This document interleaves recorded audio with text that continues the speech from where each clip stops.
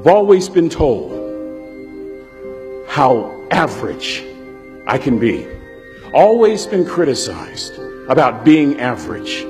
But I want to tell you something. I stand here before you, before all of these people, not listening to those words, but telling myself every single day to shoot for the stars, to be the best that I can be. Good enough isn't good enough if it can be better. And better isn't good enough if it can be best. That's when you hit rock bottom, remember this. While you're struggling, rock bottom can also be a great foundation on which to build and on which to grow. Person that gets up off the canvas and keeps growing, that's the person that will continue to grow their influence.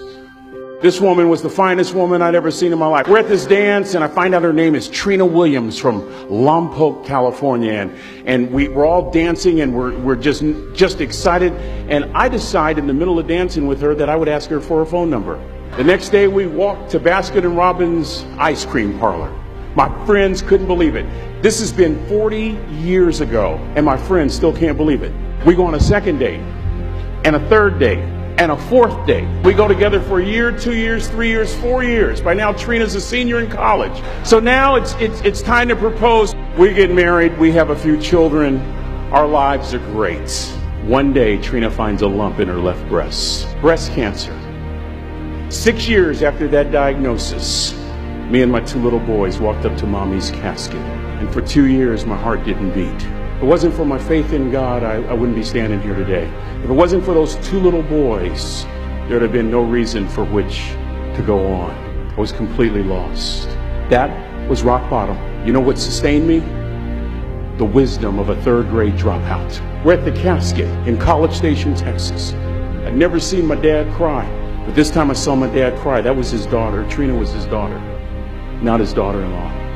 And I'm right behind my father, about to see her for the last time on this earth. And my father shared 3 words with me that changed my life right there at the casket. It would be the last lesson he would ever teach me. He said, son, just stand. Just stand. You keep standing. You keep standing. No matter how rough the sea, you keep standing. And I'm not talking about just water.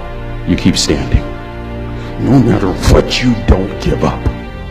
I learned that lesson from a 3rd grade dropout who was a cook at Cal Maritime. He said, boy, you keep standing. No matter what, you keep standing. No matter what, you don't give up. No matter what, you don't give up. No matter what, you don't give up. No matter what, you don't give up. Listen to St. Paul again. He said, we're hard pressed on every side, but we're not crushed. We're perplexed, but we're not in despair.